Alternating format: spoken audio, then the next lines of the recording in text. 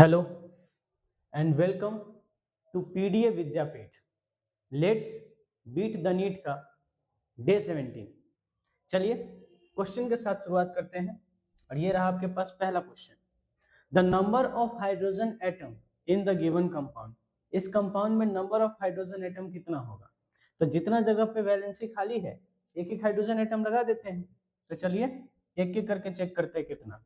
यहाँ पे एक लगेगा, यहाँ पे एक, यहाँ पे एक, यहाँ पे एक, यहाँ पे एक, यहाँ पर भी एक, यहाँ पर भी एक, यहाँ पर भी, यहाँ पर एक और यहाँ पर एक।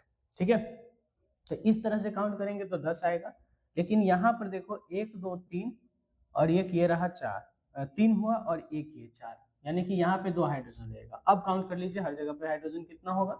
2 3 4 5 6 7 8 9 10 11 और एक ये रहा 12। Option number C. यह एक बहुत अच्छा सा क्वेश्चन था। चलिए आगे देखते हैं। Which of the following compound is triad of the homologous series? Homologous में क्या होता है? सबसे पहली बात, फंक्शनल ग्रुप सेम होना चाहिए। फंक्शनल ग्रुप सेम होना चाहिए और उसके बाद में CH2 का डिफरेंस होना चाहिए। फंक्शनल ग्रुप सेम होना चाहिए और CH2 का क्या होना चाहिए? डिफरेंस होना चाहिए। पहला में ये है प्राइमरी अमाइन, ये है सेकेंडरी अमाइन और ये है टर्सरी। प्राइमरी, सेकेंडरी और टर्सरी अमाइन जो है वो एक दूसरे से क्या होता है, मतलब अलग अलग फंक्शनल ग्रुप होता है। ये फंक्शनल ग्रुप सेम नहीं हुआ तो पहला ऑप्शन तो कट गया। दूसरा ऑप्शन देखा जाए तो इसमें है एक कार्बन 4 हाइड्रोजन। यहाँ पे क्या है, 2 1 3 कार्बन है, तो इससे कितना डिफरेंस होना चाहिए? अगर एक कार्बन और 2 हाइड्रोजन ज्यादा। ठीक है, तो यहाँ पे कितना है, एक कार्बन है और हाइड्रोजन कितना है, 4। तो इसमें कितना होना चाहिए, 2 कार्बन और 6 हाइड्रोजन। ठीक है, 3 कार्बन और 8 हाइड्रोजन, मतलब 2 गुना से 2 ज्यादा हाइड्रोजन। ठीक है, तो यहाँ पे कितना दिया हुआ है, 3 हाइड्रोजन ऑक्सीजन और 3 गुना 6 और 2 8। तो ये तो ठीक है। यहाँ देखते हैं 2 गुना से 2 ज्यादा हाइड्रोजन होना चाहिए। 3 और 1 4 कार्बन है, 4 का 2 गुना 8 और 2 10 होना चाहिए। 3 तिहाई 9 1 10 है। एक सेकेंड, अच्छा 3 तिहाई 9 और एक यहाँ पे 10 और यहाँ पे टोटल कार्बन है 4, तो 4 गुना 8, 2 गुना से 2 ज्यादा 10। एक बार ये चेक करते हैं, एक सेकेंड हो जाए, इसका चेक करो। तो यहाँ पे कितना है, फंक्शनल ग्रुप सब में सेम है। ये हाँ, 1 2 2 कार्बन 4 हाइड्रोजन, यहाँ पर 1 2 3 कार्बन, तो उसका 2 गुना हाइड्रोजन होना चाहिए। 3 कार्बन और 2 गुना हाइड्रोजन। एक सेकेंड, हाँ 3 2 5, 3 2 5 और 1 6। ठीक है, ये भी हो सकता है। 2 और 1 3, 3 1 4, 4 दूना 8, 5 6 और 2 8, यानी कि ऑप्शन नंबर थर्ड तो आ रहा है। सेकेंड को चेक करते हैं, इसमें क्या है, 1 कार्बन 4 हाइड्रोजन, 2 कार्बन है, 2 1 3 कार्बन है और हाइड्रोजन कितना है, 6 और एक 7 1 8। यहाँ ठीक है, नहीं यहाँ कितना है, 2 गुना से 2 ज्यादा होना चाहिए। 3 गुना 6 2 8 है, यहाँ तो सही है। 3 और 1 4, 3 तिहाई 9 और 1 10। हमको तो बी भी लग रहा है, पर बी में क्या गड़बड़ हो रहा है, यहाँ फंक्शनल ग्रुप अल्कोहल है, यहाँ भी फंक्शनल ग्रुप अल्कोहल है, यहाँ भी फंक्शनल ग्रुप अल्कोहल है।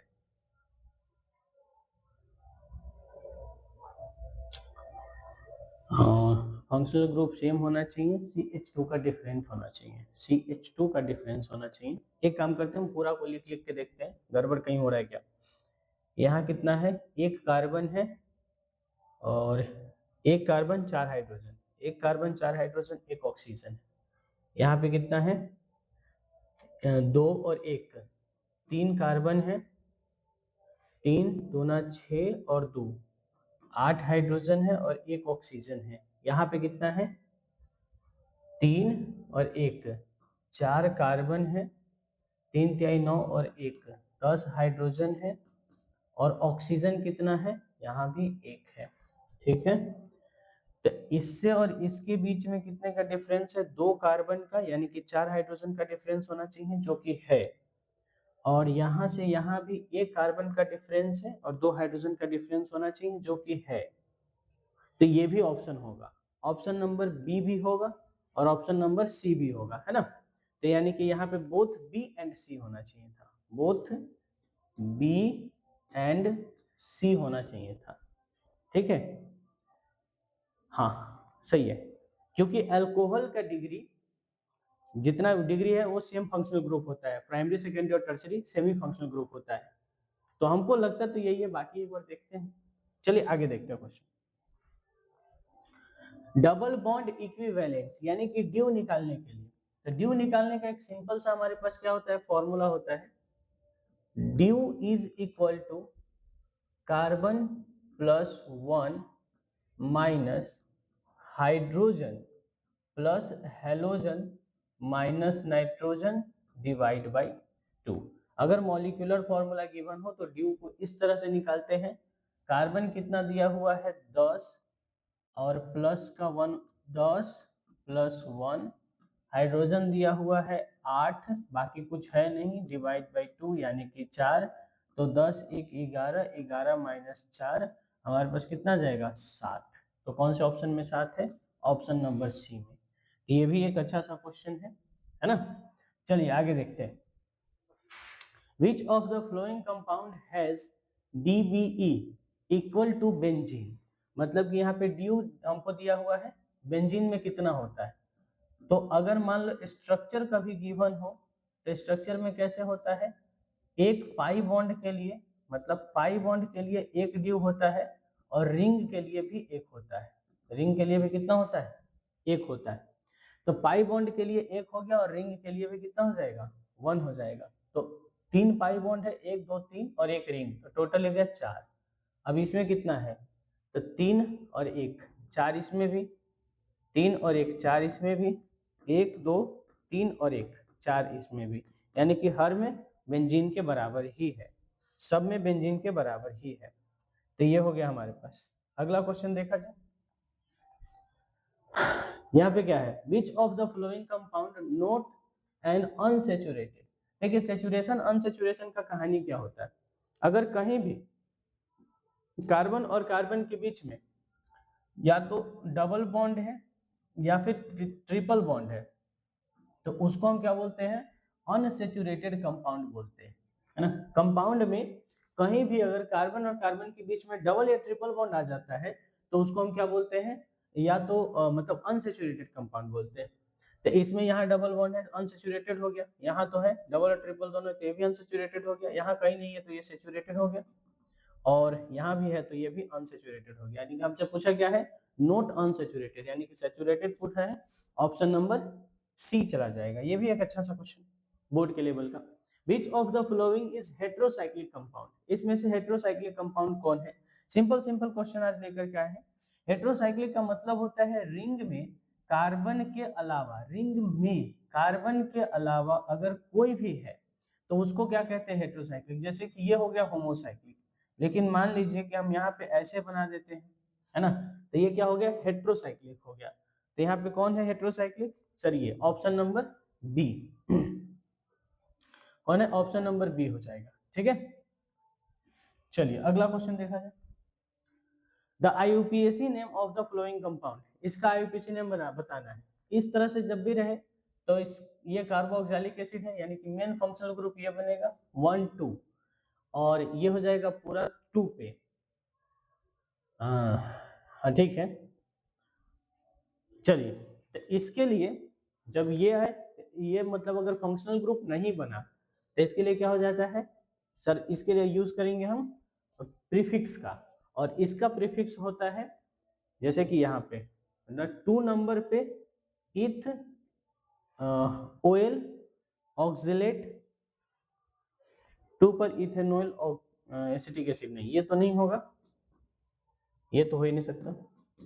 ऑप्शन नंबर 4 हो जाएगा, ठीक है। 2 पर इथाइन इथ an oil oxalate ethanoic acid, हाँ ये हो जाएगा ऑप्शन। चलिए उसके बाद में IUPAC name of the this compound, इस कंपाउंड का आईयूपीएसी नेम लिखना है, ठीक है। अब सीएन में और इसमें ये बनेगा प्राइमरी फंक्शनल ग्रुप, ठीक है। 1 2 3 4 और एक ये रहा 5, ठीक है।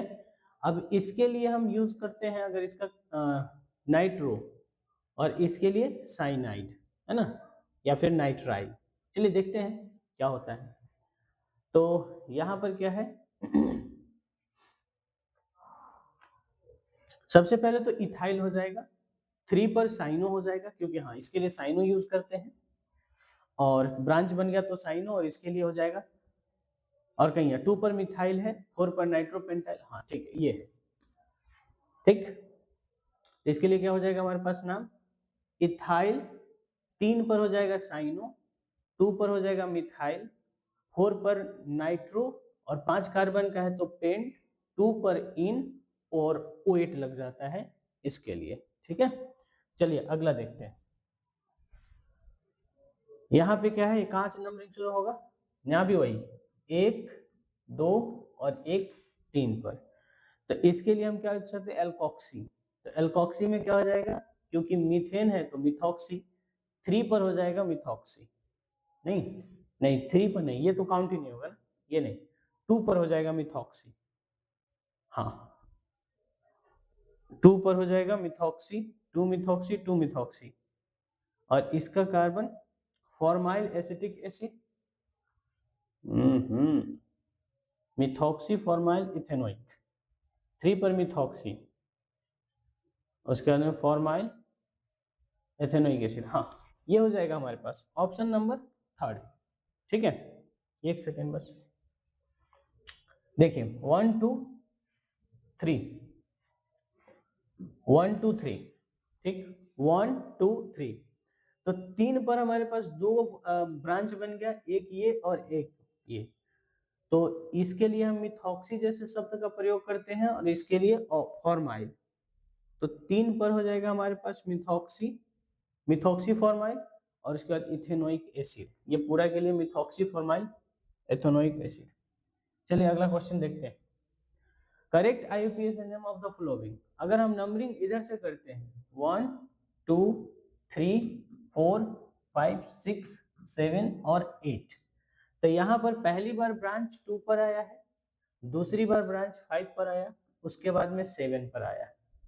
मान लीजिए कि अगर हम नंबरिंग इधर से करते हैं 1 2 3 4 5 6 7 और 8, तो इधर से पहली बार ब्रांच जो है वो 2 पर आया है, पहली बार ब्रांच 2 पर, उसके बाद ब्रांच 4 पर, देन ब्रांच आया है 7 पर।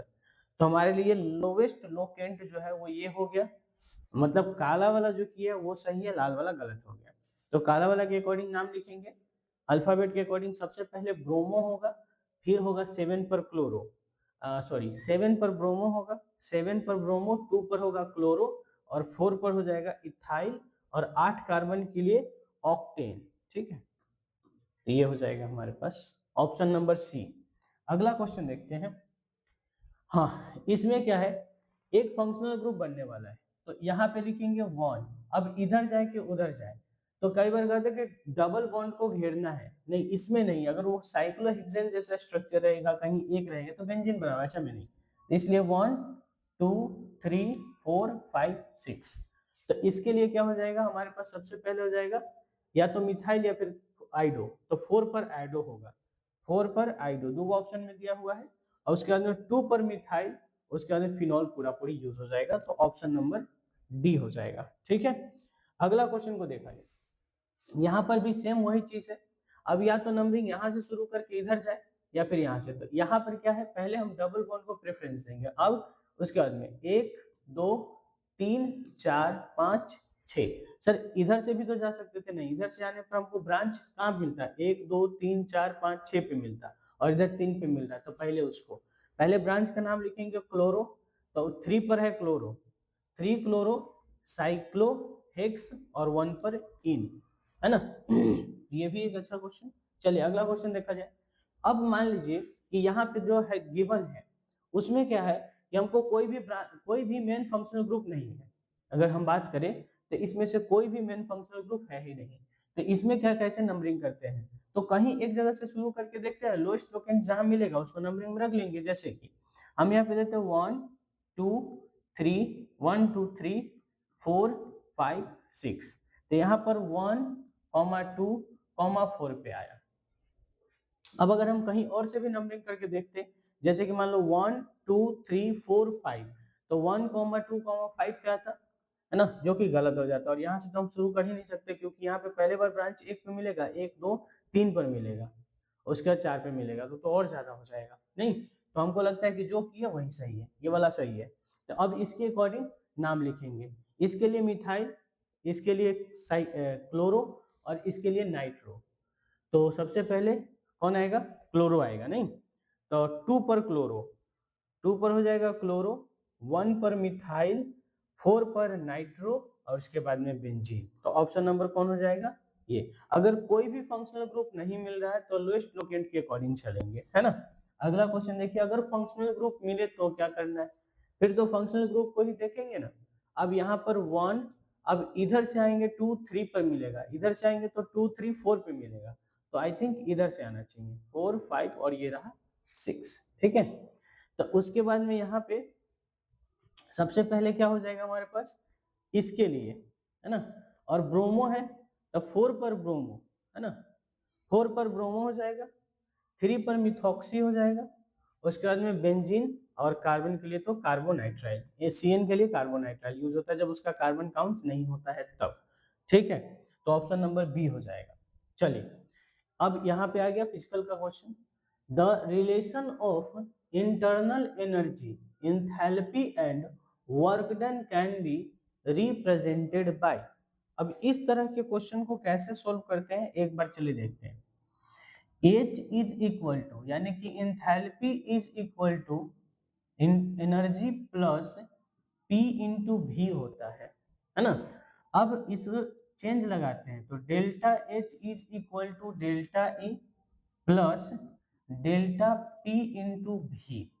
अब delta H is equal to delta E plus, हम एक काम करते हैं P को कांस्टेंट मान लेते हैं तो डेल्टा V आ गया। अब हम आपको एक बात बताते हैं, work is equal to minus P external into delta V होता है ना। तो अब हमको यहाँ पे जो गिवन है वो पी डेल्टा भी है, तो माइनस को इधर मल्टीप्लाई कर देते हैं, तो minus work done is equal to P external into delta V है, ठीक। तो P इंटू डेल्टा V के जगह पर माइनस का वर्क डन यूज कर सकते हैं, तो delta H is equal to delta E minus work done. और हमसे क्या पूछा है, रिलेशन, यही तो आ गया रिलेशन। अब ऑप्शन चेक करते हैं, जो गिवन होगा वो हो जाएगा। हाँ, तो हम एक काम करते हैं, इसको ऐसे लिख सकते हैं ऑप्शन के according, change in internal energy is equal to delta H, और ये इधर जाकर के हो जाएगा प्लस, तो डेल्टा H प्लस W, है ना। कौन सा ऑप्शन है, ऑप्शन नंबर फर्स्ट ही मैच कर गया। तो इस तरह से पहले यहाँ तक देख लें, फिर ऑप्शन मैच करवा देंगे। और यह एक अच्छा क्वेश्चन है, सोचने लायक क्वेश्चन है। आज जो भी फिजिकल का क्वेश्चन है, सारा का सारा क्वेश्चन सोचने लायक क्वेश्चन है। अब यहाँ पे क्या है, for the real gases reaction, एक हमको गैसेस रिएक्शन दिया हुआ है ना। और ये जो यहाँ पे लिखा डेल्टा H इन, ये 10 लीटर होना चाहिए था, है ना, 10 लीटर पे डेल्टा H हमको इतना दे रखा है, ठीक है। 10 लीटर रिजिड वेसल्स, है ना, 10 litre rigid vessels 500 kelvin, the initial pressure is 70 bar and after the reaction become 40 bar, the change in internal energy is equal to, change in internal energy पूछा है, H is equal to E plus PV होता है। H के जगह पर H delta लगा देते हैं, इसमें भी डेल्टा लगाते हैं, तो हमारे पास डेल्टा P भी आ जाएगा, है ना। अब according to this question volume क्या है हमारे पास, कांस्टेंट है, वॉल्यूम क्या है, कांस्टेंट है। तो इस वाले को क्या करते हैं, सॉल्व कर लेते हैं और इसको यहाँ पे पुट कर देंगे, आ जाएगा आंसर। तो चलिए सॉल्व करते हैं, है ना, साइड में कहीं पे भी इधर सॉल्व कर लेते हैं, ठीक है। यहाँ तो P को बाहर कर लेते हैं, है ना, किसको बाहर कर लेते हैं, P को, V को बाहर कर लेते हैं क्योंकि V कांस्टेंट है, तो V को बाहर कर लेते हैं, तो हमारे पास कितना आ गया डेल्टा P। अब V के जगह पर हम कितना लिखेंगे 10 लीटर, और डेल्टा V के जगह पर क्या लिखेंगे, delta V, sorry delta P, delta P की जगह पर P final minus P initial, P final 40 है, इनिशियल 70 है, यानी कि माइनस का 30 आया, ठीक है ना, बार में। तो यह हमारे पास कितना हो गया, माइनस का 300 बार लीटर। अब इसको पहले जूल में कन्वर्ट करने के लिए हमको 100 से मल्टीप्लाई करना पड़ेगा। 300 बार लीटर को अगर हम 100 से मल्टीप्लाई कर देते हैं तो ये जूल में कन्वर्ट हो जाएगा, तो हमारे पास माइनस का इतना जूल आ गया, ठीक है। अब हम इसको पहले किलो जूल में कन्वर्ट कर लेते हैं, क्योंकि हमको जो दे रखा है डेल्टा एच वो किलो जूल में दे रखा है ना, इसलिए पहले इसको किलो जूल में कन्वर्ट करते हैं।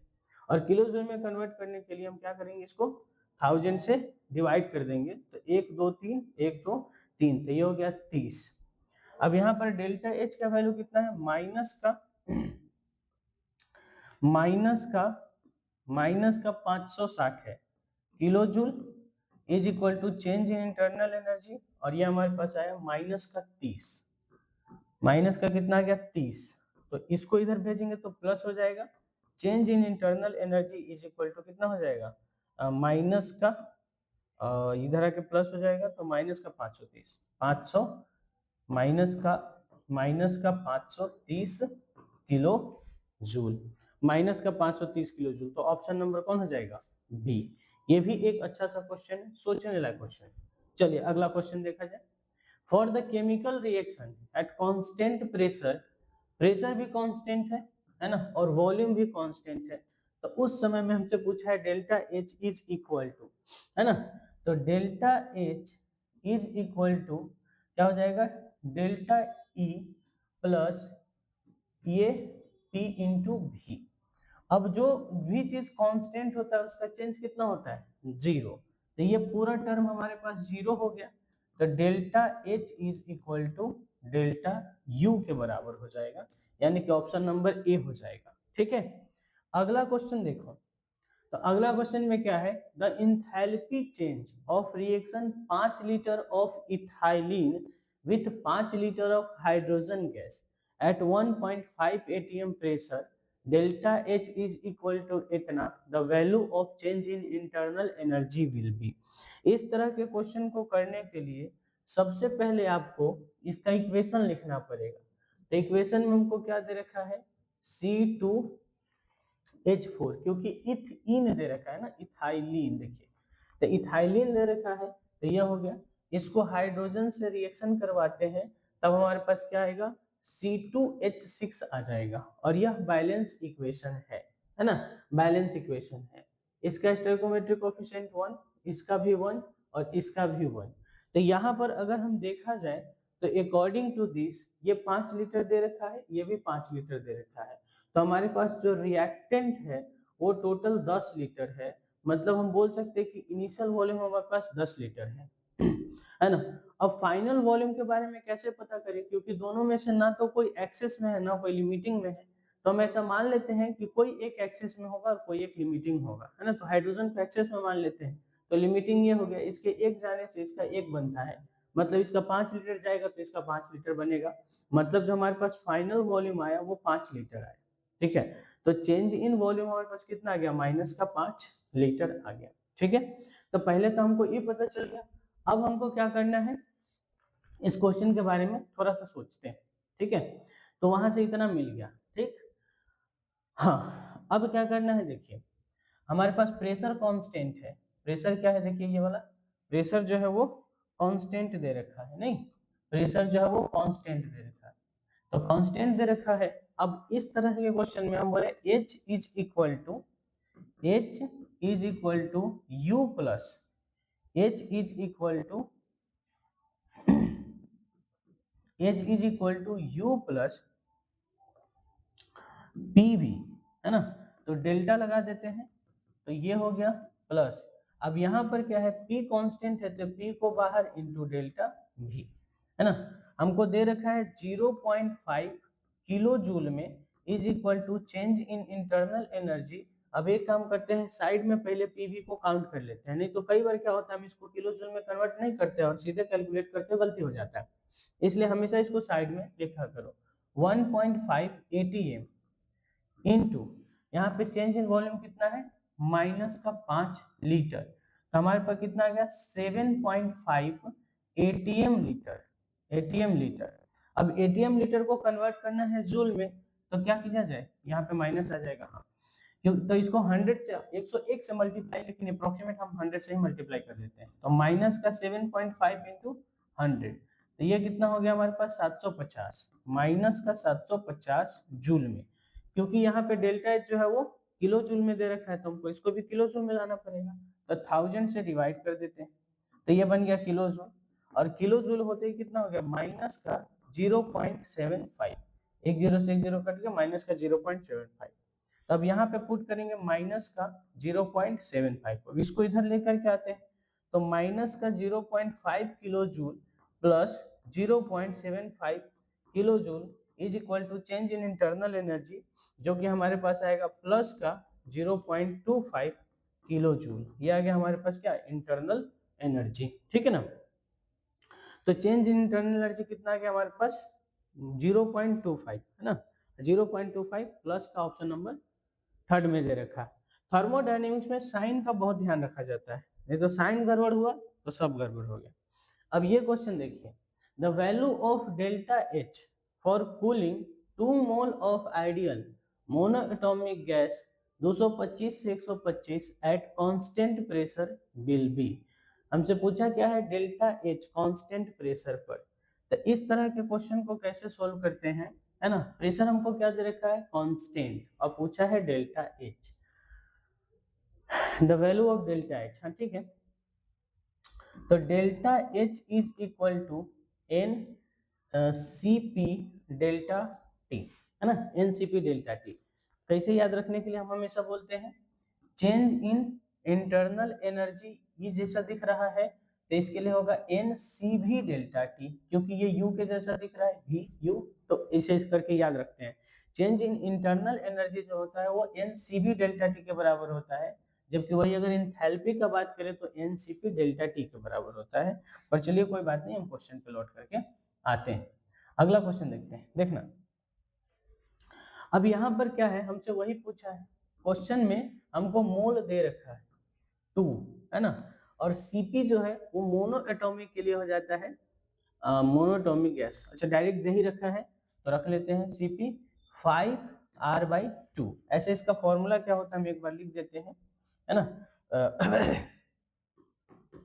CP is equal to F plus 2 into R/2, और डिग्री ऑफ फ्रीडम मोनोटॉमिक के लिए कितना होता है 3, तो यहाँ पे 3 पुट कीजिए, तो आपके पास कितना हो जाएगा 3 + 2 इंटू R/2, यानी कि 5/2R, है ना, 5R/2, और डेल्टा टी कितना है यहाँ पे अकॉर्डिंग टू क्वेश्चन 100 है, अकॉर्डिंग टू क्वेश्चन कितना है 100, देखिए यहाँ से वहां चला गया तो फाइनल माइनस इनिशियल, ठीक है, तो माइनस का हो जाएगा, कितना हो जाएगा final minus initial, finally 125 initially 100, तो माइनस का 100 हो जाएगा ना, माइनस का 100 ध्यान रखना, तो 2 से 2 कट जाएगा, तो हमारे पास डेल्टा एच जो है वो माइनस का 500 आ रहेगा। फिर से हम बोल रहे हैं थर्मोडायनेमिक्स में साइन का पूरा ख्याल रखो, नहीं तो क्वेश्चन गलत हो जाएगा। देखिए हर क्वेश्चन में चाहे कोई भी क्वेश्चन देख लो, प्लस का उतना ही वैल्यू, माइनस का उतना वैल्यू, माइनस और प्लस दोनों वैल्यू दे रखा है हर बार, ठीक है, तो इस तरह से क्वेश्चन है। अगला क्वेश्चन क्या है, the enthalpy of change delta H of reaction is equal to इतना इतना इतना द इंटरनल एनर्जी एट, हाँ ये क्वेश्चन में क्या है देखते हैं, ठीक, अगर ये क्वेश्चन मान लो हम ऐसा सोचते हैं कि delta H is equal to delta U plus delta N G R T से निकाल लेंगे, तो ऐसा हो सकता था, लेकिन हम उसके लिए हमको टेम्परेचर गिवन होना ना, delta N G R T, तो टेम्परेचर गिवन होता तो निकाल पाते, है ना, क्वेश्चन में टेम्परेचर हाँ गिवन है, टेम्परेचर तो आराम से निकाल लेंगे, चलिए निकालते हैं। तो डेल्टा एच जो है वो माइनस का 92.38 दिया हुआ है, is equal to change in internal energy. फिर से बोले इसको हमेशा साइड में ही कैलकुलेट किया करो, इसको क्वेश्चन में हमेशा साइड में ही कैलकुलेट करो। तो delta N G R T given में क्या है प्रोडक्ट 2 है, रिएक्टेंट कितना है 4 है, यानी कि डेल्टा एन जी जो हमारे पास आया, डेल्टा एन जी प्रोडक्ट का कॉफिशिएंट माइनस रिएक्टेंट का कॉफिशिएंट, तो 2 माइनस 4 बराबर माइनस का 2, सिर्फ गैसेस होना चाहिए तो माइनस का 2 आ गया, तो 2 हो गया माइनस का 2 इंटू आर कितना रख सकते हैं 8.314, तो 8 ही रख लेते हैं अप्रोक्सीमेट, और 298 की जगह पर 300 रख लेते हैं, तो हमारे पास कितना हो गया 8 दूना 16 किया 48, ठीक है, तो माइनस का 4800 आ गया, ठीक है, और ये आया हमारे पास जूल में, इसको पहले कन्वर्ट करते हैं हम किलो जूल में, तो 2 जीरो से 2 जीरो कट गया, माइनस का 4.8 आ गया, तो यहाँ पे कितना हमारे पास माइनस का 92.38 is equal to delta H minus का 48, उधर आकर के हो जाएगा प्लस, यानी कि माइनस का 9.92 यानी कि 92.38, इधर आकर के प्लस का 4.8 इक्वल टू डेल्टा एच, यानी कि 87 के आसपास आंसर आएगा माइनस में, 87 के आसपास आंसर आएगा माइनस में। ये भी क्वेश्चन अच्छा सा question, the heat required to raise the temperature of body by 1 kelvin is called, है ना, अगर मान लो कि यहाँ पे मास भी फिक्स कर देता 1 ग्राम, है ना, और टेम्परेचर तो 1 है ही सही, चाहे 1 डिग्री रहे या फिर 1 डिग्री सेल्सियस रहे, चाहे 1 केल्विन रहे, ठीक है, तो इसको बोलते हैं स्पेसिफिक हीट कैपेसिटी, ठीक है, स्पेसिफिक हीट कैपेसिटी, लेकिन मास फिक्स नहीं किया है, टेम्परेचर 1 डिग्री है, तो इसको बोलते हैं हीट कैपेसिटी, क्या बोलते हैं हीट कैपेसिटी, और हीट को थर्मल भी कहते हैं, जो कि ऑप्शन नंबर सेकंड में दे रखा है ना, तो ये हो जाएगा थर्मल हीट कैपेसिटी, मतलब थर्मल कैपेसिटी यानी कि हीट कैपेसिटी। अगला क्वेश्चन में क्या है, the enthalpy change of reaction of 5 litre ethylene with 5 litre, अच्छा ये क्वेश्चन रिपीट हो गया है, तो इसका आंसर कितना है था इतना, प्लस का 0.25, ठीक है। अगला, calculate the amount of heat required to raise the temperature of 5 gram iron from 25 degree Celsius to 75 degree Celsius, the specific heat capacity of iron given है, तो इसके लिए क्या है, सीधा सीधी Q is equal to M S delta T, है ना, तो Q को Q ही रहने देते हैं, सब कुछ वैल्यू मतलब क्या बोलते हैं उसको यूनिट के साथ पुट करना, आंसर आ जाएगा, मास को 5 ग्राम रखने थे, एस हमको दे रखा है क्वेश्चन में खुद ही 0.45, है ना, जूल पर ग्राम इनटू डेल्टा टी के जगह पर रख सकते हैं फाइनल माइनस इनिशियल प्लस का 50 यानी कि 50, ठीक है, अब ग्राम से ग्राम कट गया, तो Q इक्वल टू 5 गुना 0.45 गुना 5, 25 गुना 45, इसका करेंगे अप्रोक्सीमेट लेने का कोई मतलब नहीं बनता है, क्योंकि ऑप्शन बहुत क्लोज है, इसलिए हमको कैलकुलेट करना ही पड़ेगा, तो 25 गुना 45, 25 गुना 45, ठीक है, 25, 5 दूना 10, 5 चौका 20 और 4 दूना 8, 4 दूना 8, तो ये कितना आ जाएगा 5 2 1 2, यानी कि 212, है ना, कितना आया इतना, और इसको 100 से डिवाइड करेंगे तो कितना हो जाएगा, एक जीरो छूट गया क्या कहीं,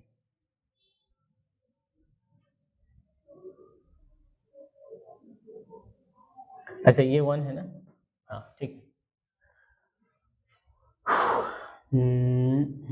4 5 50, यस, जीरो छोटा हुआ था, एक जीरो से एक जीरो कट गया, तो यहाँ पे आ गया हमारे पास 112.5, यानी कि ऑप्शन नंबर बी हो जाएगा, मतलब फॉर्मूला ये है, कैलकुलेशन तो आप खुद से भी कर सकते हो। अगला क्वेश्चन देखो, the enthalpy change of reaction this is इतना, the internal energy change at, ये भी क्वेश्चन रिपीट हो गया है, ठीक है, चलिए अगला क्वेश्चन देखते हैं, the molar heat capacity of water in equilibrium with ice at constant pressure, देखो मतलब मोलर हीट कैपेसिटी हमसे पूछा है, तो heat capacity is equal to Q upon delta T होता है, है ना, यानी कि चेंज इन टेम्परेचर।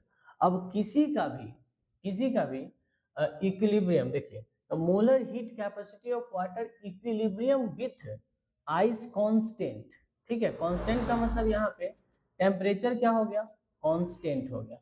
टेम्परेचर जैसे ही कांस्टेंट हुआ का मतलब हो गया चेंज इन टेम्परेचर कितना हो जाएगा, जीरो, और Cm अपॉन थीटा अपॉन यहाँ पे जीरो पुट करो तो क्या हो जाएगा, ये इनफाइनाइट आ जाएगा। क्या हो जाएगा, इनफाइनाइट आ जाएगा, यानी कि ऑप्शन नंबर बी। अगला क्वेश्चन देखते हैं, इस पे क्या पूछा है, अच्छा कौन करेक्ट है ये पूछा, करेक्ट बताइए, ठीक है। For the real gas Cp change with temperature but does not change with pressure, बात सही है, लेकिन रियल गैस नहीं होना चाहिए, आइडियल होना चाहिए। और ऑप्शन नंबर थर्ड को देखो, for ideal gas Cp change with temperature but not, हाँ, यानी कि ऑप्शन नंबर सी सही है।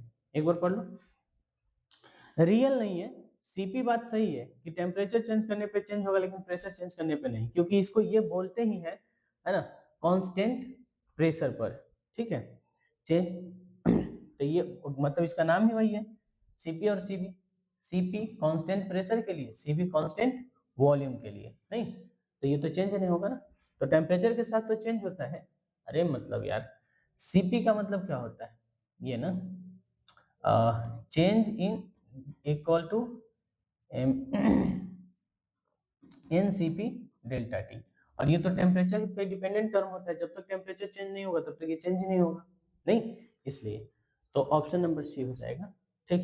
अगला क्वेश्चन देखिए, यहाँ पे है below is graph between change internal energy, यानी कि ये इंटरनल एनर्जी है, system placed the constant volume, volume constant है, स्लोप ऑफ द ग्राफ, यानी कि इंटरनल एनर्जी इस पे और टेम्परेचर इस पे, ठीक है। तो हमसे क्वेश्चन पूछा है क्या होता है, एक बार देखते हैं स्लोप क्या है। तो slope is equal to perpendicular upon base, perpendicular है चेंज इन एनर्जी और बेस है चेंज इन टेम्परेचर। तो ये क्या होता है, आई थिंक ये हीट कैपेसिटी होता है, नहीं, heat capacity at constant volume, question में खुद ही कांस्टेंट दे रखा है, तो ये लिख सकते हैं du अपॉन dt, तो heat capacity at constant volume, ठीक है, तो ये हो गया heat capacity at constant volume. अगला question, 4.48 litre ideal gas STP required 12 calorie of rise in temperature इतना, द कांस्टेंट वॉल्यूम Cp, देखिए Cp minus Cv is equal to होता है R, बोले हाँ, तो हमको Cp निकालना है, तो हम क्या बोलेंगे R प्लस Cv से हमको मिल जाएगा, है ना। अब Cv कैसे निकाला जाए, है ना, ये भी बहुत बड़ी बात है ना कि Cv कैसे निकाला जाए, तो एक बार Cv निकालते हैं,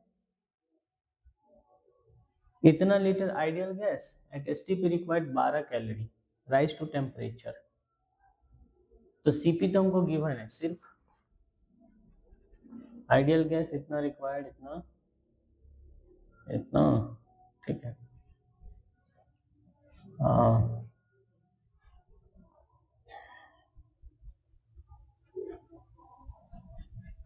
ठीक है, देखिए Cv इज इक्वल टू मतलब कि क्या बोलते हैं Q is equal to NCV delta T होता है, नहीं, Q is equal to NCV delta T, Q तो हमको पता ही है 12, अब मोल कहाँ से आए, पहले मोल हमको निकालना पड़ेगा, नहीं, तो मोल इज इक्वल टू क्या होता है गिवन वॉल्यूम अपॉन 22.4, तो गिवन वॉल्यूम है 4.48 डिवाइड बाई 22.4 होता है, इसको काटो तो अप्रोक्सीमेट 1/5 आ गया, तो मोल हमारे पास कितना आ गया 1/5, तो मोल के जगह पर 1/5 पुट करेंगे, मोल के जगह पर क्या पुट करेंगे 1/5, Cv हमको निकालना है और चेंज इन टेम्परेचर कितना दे रखा है 15, तो टेम्परेचर का चेंज चाहे डिग्री सेल्सियस में रखो चाहे केल्विन में, बात बराबर होने वाला है, नहीं, तो इसको हम काट देंगे 3 बार में, ये इधर चला जाएगा, तो Cv इज इक्वल टू 12/3 यानी कि हो गया 4, तो Cv के जगह पर हम 4 रखेंगे, तो Cp is equal to R calorie में 2 होता है और सी बी हमारे पास आया 4, तो C P is equal to approximate 6 आ जाएगा, नहीं तो कितना हो जाएगा 6। ये भी एक अच्छा सा क्वेश्चन था। तो आज के लिए इतना ही रखते हैं, तब तक के लिए पढ़ाई करते रहें। All the very best. Okay bye.